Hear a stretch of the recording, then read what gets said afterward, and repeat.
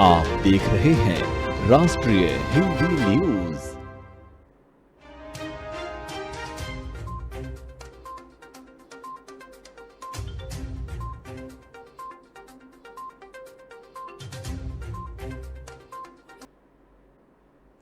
नमस्कार, आप देख रहे हैं राष्ट्रीय हिंदी न्यूज और आपके साथ हूं मैं अंजना राठौर।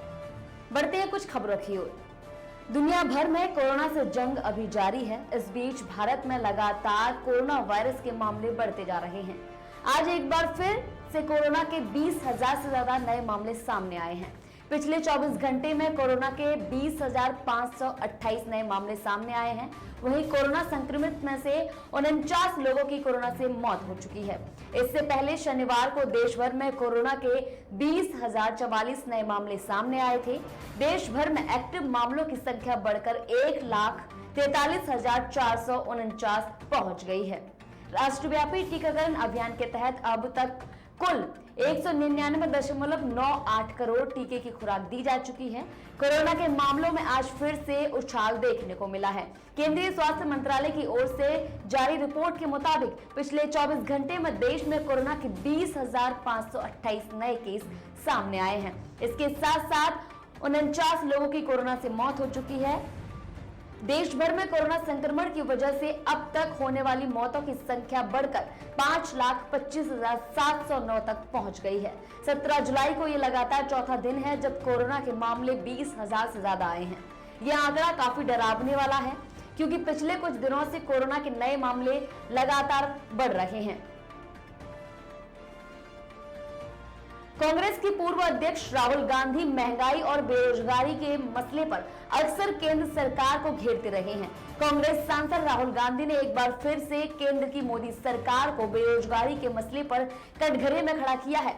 उन्होंने केंद्र पर गंभीर आरोप लगाते हुए कहा है कि तानाशाह करार दे दिया है सरकार को।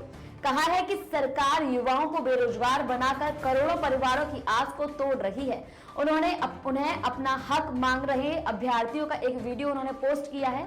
आपको बता दें कि राहुल गांधी ने एक अपने ट्विटर पर वीडियो पोस्ट किया है जिसमें अभ्यर्थी अपना हक मांग रहे हैं। इससे पहले भी राहुल गांधी ने पिछले 5 सालों के दौरान 20 से 24 साल के युवाओं में बेरोजगारी दर कथित तौर पर दोगुनी होने को लेकर भी प्रधानमंत्री मोदी पर कटाक्ष किया था। राहुल गांधी ने ट्वीट किया जिसमें उन्होंने लिखा है कि सवाल मत पूछो, आवाज मत उठाओ, शांतिपूर्ण प्रदर्शन मत करो, नए भारत में हक मांगने पर होगी गिरफ्तारी। युवाओं को बेरोजगार बनाकर करोड़ों परिवारों की आस तोड़कर देश का भविष्य उजाड़ रही है ये तानाशाह सरकार।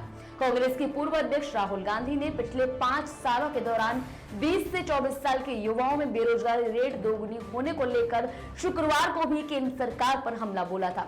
राहुल गांधी ने पीएम मोदी पर कटाक्ष करते हुए कहा था कि क्या प्रधानमंत्री के झूठ के लिए देश के नौजवान गुमराह, विश्वासघात और धोखे जैसे असंसदीय शब्दों का इस्तेमाल कर सकते हैं। वहीं राहुल गांधी ने 15 जुलाई को ट्वीट करते हुए लिखा था, देश निराशा की गर्त पर है।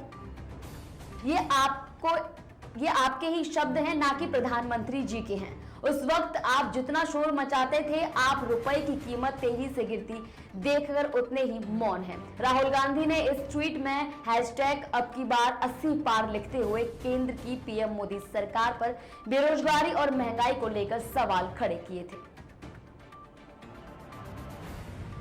भारत ने कोविड-19 की लड़ाई में नया मुकाम हासिल कर लिया है। शनिवार को कोरोना के खिलाफ चल रहे महाअभियान के दूसरे दिन ही भारत ने 200 करोड़ वैक्सीनेशन का लक्ष्य हासिल कर लिया है। भारत ने ये मुकाम 18 महीने में हासिल किया है।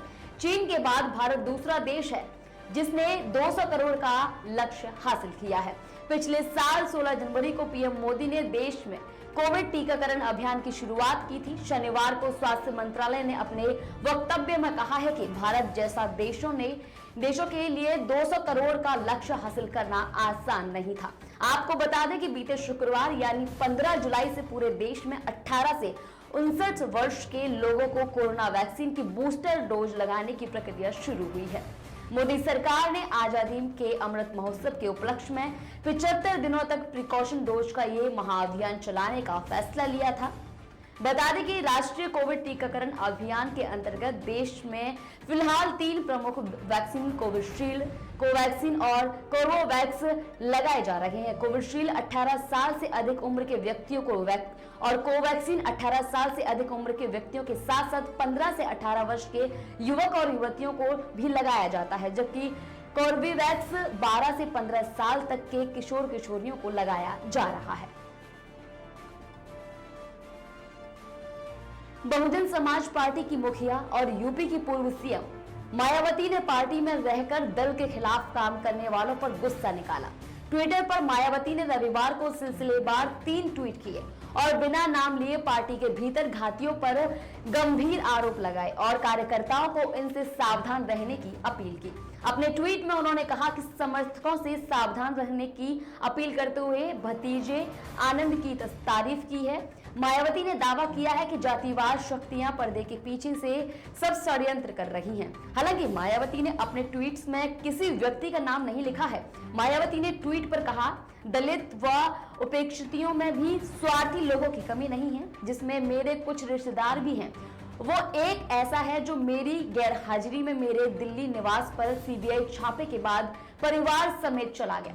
तब से ही छोटा भाई आनंद सरकारी नौकरी छोड़कर परिवार के साथ मेरी सेवा व पार्टी कार्य में लगा है। आगे बसपा सुप्रीमो ने ट्वीट किया और कहा कि जबकि इन स्वार्थी किस्म के लोगों ने खासकर बामसेफ व DS4 आदि के नाम पर अनेकों प्रकार के कागजी संगठन बनाए हुए हैं, जो सामाजिक चेतना पैदा करने की आड़ में अपना स्वार्थ सिद्ध कर रहे हैं और अब यही कार्य BSP में कुछ निष्क्रिय हुए लोग भी दूसरे तरीके से कर रहे हैं। ये दुर्भाग्यपूर्ण है। वहीं मायावती ने कहा कि इस प्रकार से BSP को कमजोर करने हेतु जातिवाद शक्तियां यहाँ पर्दे के पीछे से ये सब षड्यंत्र करती रहती हैं। साथ ही उनसे कागजी पार्टियां बनवाकर चुनाव में दलित व शोषितों को वोट बांटने की घातक कोशिश करती हैं। ऐसे में पार्टी व मूवमेंट के हित में इन सभी से सावधान रहने की अपील की है। बात करेंगे उत्तर प्रदेश की समाजवादी पार्टी के विधायक रह चुके आजम खान की। उत्तर प्रदेश में समाजवादी पार्टी के वरिष्ठ नेता और रामपुर सीट से विधायक आजम खान की मुश्किलें कम होने का नाम नहीं ले रही हैं। मई में सुप्रीम कोर्ट से सपा विधायक को जमानत मिली थी जिसके बाद सीतापुर जेल के बाहर आ गए थे वो, लेकिन उसके बाद भी प्रशासन लगातार उन पर शिकंजा कसते रहा है।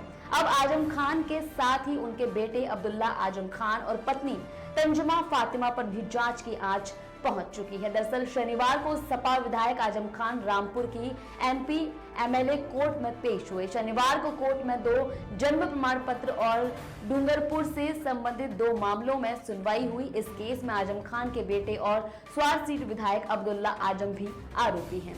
अभी सेशन कोर्ट में ये सभी मामले ट्रायल पर चल रहे हैं। इसके अलावा भी कई मामले हैं जिसमें हर कुछ दिनों पर दोनों ही किसी न किसी मामले में सुनवाई की कोर्ट में पेश होते हैं। इसके अलावा बीते दिनों ईडी ने अब्दुल्ला आजम खान और आजम खान की पत्नी तंजुमा फातिमा को नोटिस जारी कर पूछताछ के लिए बुलाया था। इन दोनों को ही पुलिस ने अलग अलग पूछताछ के लिए बुलाया था। ये नोटिस जौहर यूनिवर्सिटी के मामले में ईडी ने पूछताछ के लिए जारी किया था। आपको बता दें कि ईडी जौहर यूनिवर्सिटी मामले में इन दोनों के फंड ट्रांसफर की जांच कर रही है। ये केस ईडी ने 1 अगस्त 2019 को आजम खान के खिलाफ मामला दर्ज किया था। इसमें prevention of money laundering act के तहत केस दर्ज किया गया है। वहीं बीते 2.5 सालों से 3 सालों में आजम खान पर करीब 88 मुकदमे दर्ज किए गए हैं, जिसके कारण करीब 27 महीनों तक वे सीतापुर जेल में बंद रहे। हालांकि मई महीने के अंत में उन्होंने सुप्रीम कोर्ट से अंतरिम जमानत मिलने के बाद वो रिहा हो गए हैं। आगे बढ़ते हुए बात करेंगे जम्मू कश्मीर के पुलवामा में हुए आतंकी हमले की। दक्षिण कश्मीर के पुलवामा में रविवार को आतंकियों ने सुरक्षा बलों की टीम पर हमला कर दिया। आतंकी हमले में CRPF का एक जवान शहीद हो गया है। बताया जा रहा है कि स्थानीय पुलिस और CRPF के जवान नाके पर चेकिंग कर रहे थे। इसी दौरान आतंकियों ने सुरक्षा बलों की टीम पर हमला कर दिया। घटना गोंगू क्रॉसिंग इलाके की बताई जा रही है। आतंकी हमले के बाद सुरक्षा बलों ने मोर्चा संभाल लिया है और आतंकियों के खिलाफ कार्रवाई की जा रही है। दक्षिण कश्मीर के पुलवामा जिले में गोंगू क्रॉसिंग के पास सर्कुलर रोड पर रविवार दोपहर पुलिस और सीआरपीएफ की संयुक्त टीम चेकिंग में जुटी हुई थी। इसी दौरान आतंकवादियों ने हमला किया, जिसमें सीआरपीएफ के एएसआई शहीद हो गए। जम्मू कश्मीर पुलिस की ओर से बताया गया है कि आतंकियों ने क्रॉसिंग के पास स्थित एक सेब के बगीचे से फायरिंग की। इस दौरान सीआरपीएफ के एएसआई विनोद कुमार गंभीर रूप से घायल हो गए। बताया जा रहा है कि घायल विनोद कुमार को अस्पताल में भर्ती कराया गया, जहां इलाज के दौरान उन्होंने दम तोड़ दिया। अधिकारी ने कहा कि हमलावरों को पकड़ने के लिए इलाके में घेराबंदी की गई है। बात करेंगे झारखंड की। झारखंड के कोडरमा जिले में नाव पलटने से 8 लोगों की मौत हो गई। मरने वाले एक ही परिवार के सदस्य थे। घर से 9 लोग साथ निकले थे। ये लोग घूमने के लिए पंचखेरो डैम आए थे। तभी तेज हवा और डैम के पानी में हलचल की वजह से नाव पलट गई और बड़ा हादसा हो गया। एक सदस्य तैरकर बाहर निकले और लोगों को इस घटना की सूचना दी। घटना मरकच्चो थाना क्षेत्र की बताई जा रही है। जानकारी के मुताबिक गिरिडीह जिले के राजधनवार थाना क्षेत्र के खेतों गांव का रहने वाला एक परिवार पंचखेरो डैम पर घूमने के लिए गया था। घर से 9 सदस्य साथ आए थे। सभी लोग एक ही नाव पर सवार होकर नौकायान कर रहे थे। तभी तेज हवा और डैम के पानी में तेज हलचल के कारण नाव पलट गई और देखते ही देखते सभी लोग पानी में डूब गए।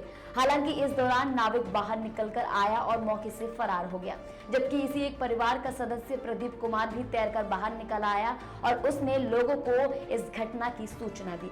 फिलहाल प्रदीप कुमार का रो रो कर बुरा हाल है। प्रदीप का कहना था कि जैसे ही नाव डैम के बीच पहुंची तो डूबने लगी। इस दौरान सिर्फ वही तैरकर बाहर निकल पाया, बाकी सभी लोग डूब गए। स्थानीय स्तर पर पंचखेरो डैम में डूबे लोगों की तलाश की जा रही है। वहीं एनडीआरएफ की टीम को सूचना दे दी गई है, जिसके बाद एनडीआरएफ की टीम के पहुंचने के बाद डैम में डूबे लोगों की तलाश के लिए रेस्क्यू ऑपरेशन चलाया जा रहा है। घटना की सूचना मिलते ही हजारों की संख्या में लोग डैम के आसपास जमा हो गए।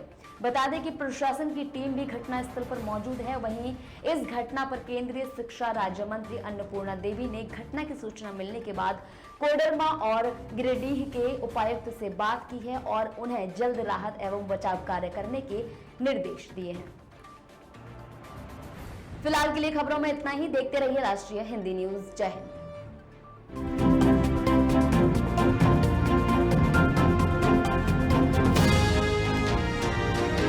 आप देख रहे हैं राष्ट्रीय हिंदी न्यूज।